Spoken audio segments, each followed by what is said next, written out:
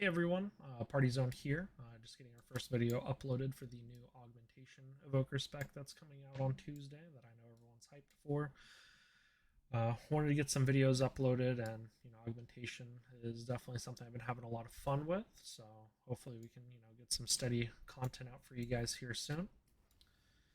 Now, one thing that we wanted to get done today is we wanted to answer some majority of questions that are out there, such as stat priority, talent builds, comps, is it viable, etc. And just jumping right into it here, we'll go and just talk about the talent tree. Now, the talent tree itself is very interchangeable, and it's going to change on the comp that you're running, what comps you're running against, what fits your needs the best, whether it's three, shuffle, RBGs, etc.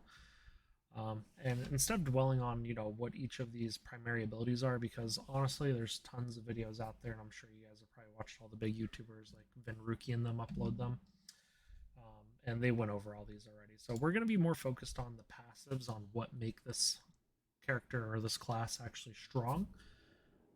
And the first thing is, a lot of people question, are we going to be funneled down and targeted all the time like Devastation Evoker?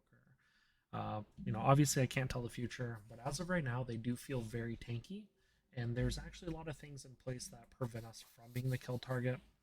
A primary one is like Defy Fate. Now, Defy Fate is our version of Cheat Death that whenever it does proc, it gives us a huge heal, as well as it heals our allies.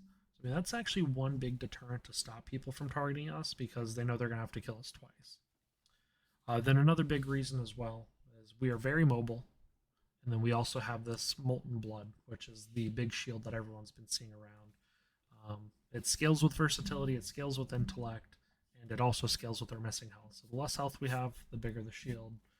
I've seen shields that go all the way up to about 300,000, and they could probably go higher than that depending on the health pool. This is a talent that you're going to take like 99% of the time. I never ever see us switching over to regenerative Chitin, unless of course they buff the hell out of the blistering scales.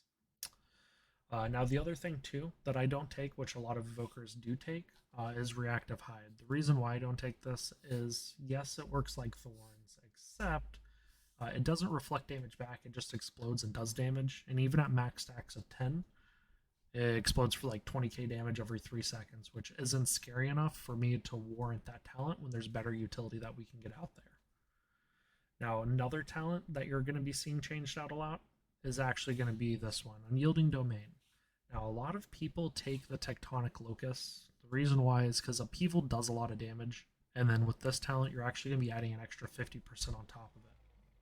Now, if you're on Unyielding Domain, it's going to make it where Upheaval's not kickable. Now, the reason why I would actually prefer this one is based on the comp I'm going to be running. Just to let you know up front, I'm going to be running a lot of like Fury Warrior, Augmentation Healer, a lot of Demon Hunter, Augmentation Healer. So I'm going to be closer to melee range a lot more often, which means I'm going to be more likely to be kicked. Now, into like caster comps, I could see us actually running the Tectonic Locus, just because they're going to have kicks less frequently, so it's less likely that they'll actually kick my Upheaval. But again, this is actually a big one here, to where, just depending on what you're facing against is going to decide which one you take. Now, getting down into the capstones, because this is actually, again, a lot of different changes depending on who you're watching or what they're wanting to do. A lot of people have been running the time skip with the interwoven threads.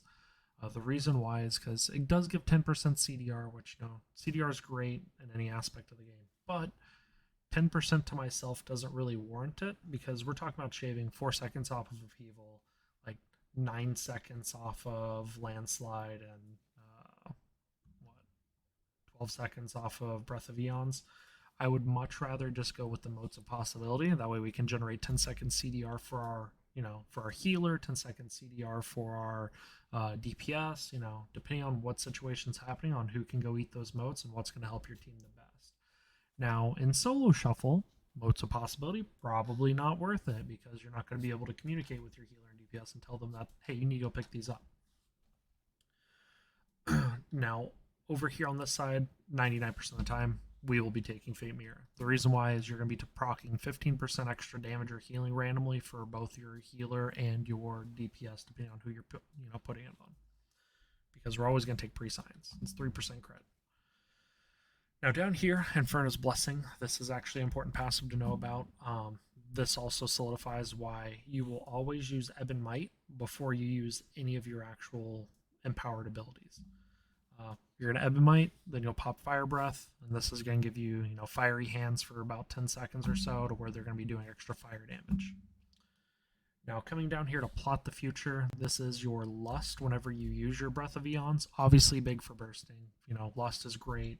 Can be spell stolen, can be purged. Might not be great in every comp, but for the most part, it's a very strong talent. Now, you can swap this out. You can swap this out for, say, Overlord if you're running into a double melee comp, right? Because if you can get 2 eruptions off during your breath, that's for free. That's awesome. And then also you can always look to swap it out for, say, Spatial Paradox. Now, Spatial Paradox, again, as everyone is aware, is super hype talent, super strong, very good for healers, but it really depends on the healer you're running with. Like, say, H-Pal, Resto Druid, being able to Hodge, Repent, Cyclone from stupid far away, as well as heal from very far away, is really, really strong.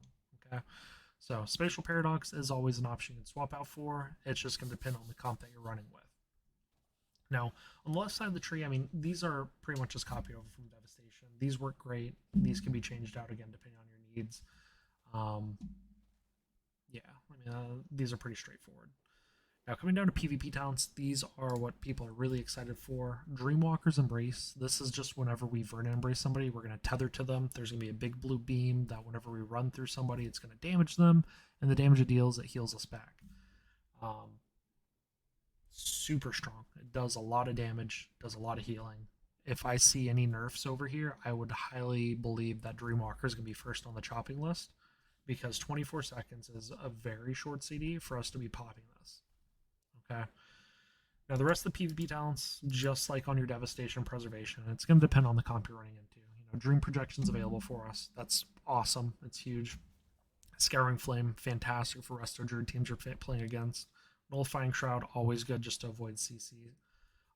Another one that's going to be fun to play around with, I think, is going to be Chrono Loop, especially with the burst setups that you're going to be having with Breath of Eons. Being able to Chrono Loop somebody at low health because Breath just procced off, they get topped off from their CDs and immediately drop back down to 20%. That's disgusting. It's going to be really great to use. You'll be able to use it with every Breath of Eons because it's only a 1-minute CD. So that covers the talents for the most part. Again, there's going to be some minor tweaks. That's whenever it goes live that, we'll probably make a new video for, just to go over the changes, if there's any changes, etc. Now, jumping next, we'll cover the stat prio, because that's a lot of controversy as well. Everyone fights between, oh, you go haste, no, you go mastery, no, you go haste. Personally, for me, I think mastery is arguably it's got to be the best. Just for at least 3s and solo shuffle, mastery, in my opinion, is going to reign supreme. And the reason why is because everyone knows about the versatility proc it has, but also the duration of your buffs that you're applying and debuffs that you're applying are huge. So like Shifting Sands, Breath of the Eons, being able to extend those durations is disgusting. So like, for instance, Breath of the Eons right now, let's see, it lasts 11.8 seconds. I go attack this guy, my mastery shoots up, and now lasts 12.5. So, almost a full second there for that mastery gain. That extra second that it's adding, people can get global in a second, right? So the amount of damage it's adding onto Breath of the Eons is very, very nice. And that also just reinforces why I think mastery is going to be the best. Now, haste is going to reduce the cast speed for things. So I think for like solo content, yeah, pretty good. RBGs, also probably pretty good. Just so you can get off, say, more eruptions, faster upheavals, things of that sort. But I think for just primarily 4 3s and solo shuffles, I think mastery is going to be the best. Also because you're only concerned really with buffing one ally. Like, I just want to buff my DPS the entire time. And if I can have my, say, Demon Hunter doing 20% more damage over his burst window during Breath of the Eons, that's insane.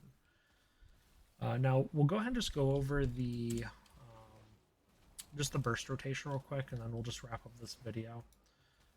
As of right now, always remember, you're always going to use Ebonite first. This just buffs your ally, buffs yourself, allows you to, get your extra passive, such as the Infernal Hands or whatever, the Infernal's Blessing, so your allies are doing more damage. And then also, you're going to be using Verdant Embrace almost off CD. So, Ebonite, Breath of Eons, I'll fly in, you'll tip the scales Fire Breath so you can get the Fire Hands procced, and then you'll immediately Verdant Embrace whoever your ally is so you can start, just burning them away. Now, if you're running with a caster, there's a high possibility you might actually just change this up a little bit and just Verdant Embrace first, just so you can fly in with your big green beam. So I set up some macros here. Let's see if we can find somebody that's coincide. No, who's that? Orc, beautiful, and he's melee. All right, so here we go.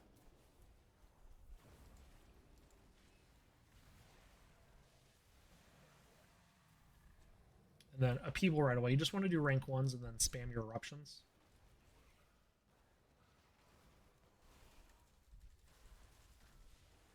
There we go. That was pretty nice. Not sure why our meter didn't actually work out the way it was intended. But 800k over, 10-second window. That's pretty nice considering just myself.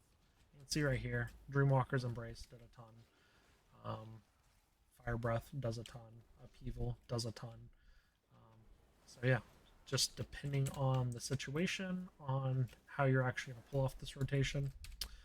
Then when we get this 2-minute back up, we'll go ahead and test it again just so you guys can see. Now, one thing I'll show you as well, just so y'all can just see how strong this talent actually is. It's going to comment so we can boost our PvP. I'm going to let this guy just beat the hell out of me just so we can see the proc. We'll just test the Defy Fate proc just so everyone can see how strong it actually is.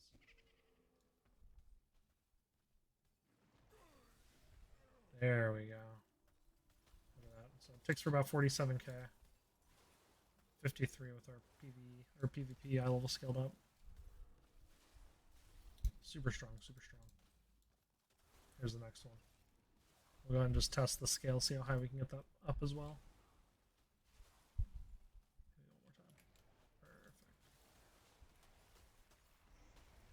So blistering scale at about 29% health. I mean, that alone, 182k. That's pretty disgusting. It's going to be really hard to burst through. Now, it can be spell stolen. Just keep that in mind as well. 182k can be stolen away by a Frost Mage, which would be upsetting, to say the least. Alright. There we go.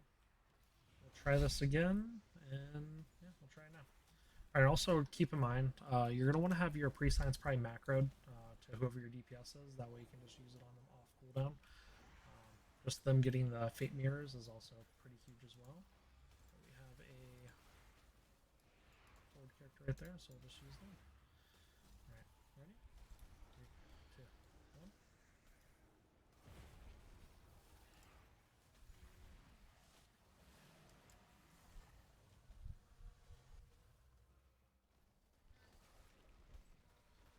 Real important to not do what I just did to mess up, and that is use more than a rank 1 upheaval.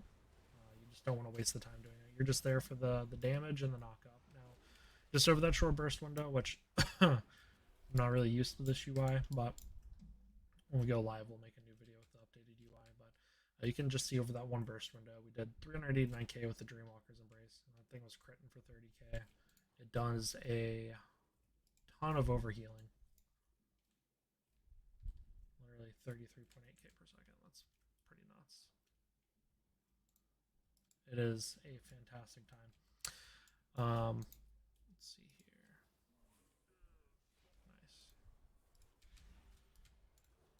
Nice. Alrighty. So, I mean, that's just the gist of it.